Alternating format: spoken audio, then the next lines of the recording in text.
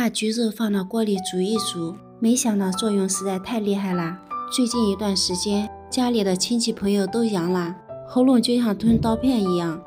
今天就用橘子分享一道老辈们留下来的传统做法，简单实用特方便，跟着视频一起来看看怎么做的吧。首先根据家里人数准备橘子，我用的是砂糖橘，也可以用普通的橘子。倒入1勺食用盐，盐有消毒杀菌作用。倒入1勺小苏打，小苏打能够去除农药残留物。今天我们要用到橘子皮，所以一定要把橘子皮搓洗干净。把橘子在盐水和小苏打水里搓洗几遍，搓洗好控水捞出，再换几盆清水洗，多清洗几遍。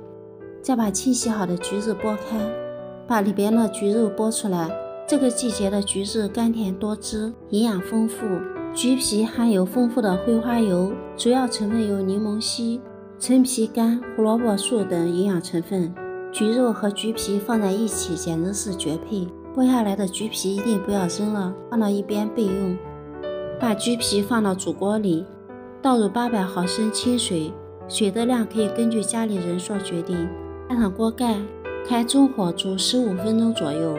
用这个时间把橘子一半一半分开，这样有利于下一步操作。分成一半一半就可以了。时间到，打开锅盖，水已经变成黄色了，说明橘皮里边的营养成分全部煮出来了。把橘皮用筷子夹出来不用。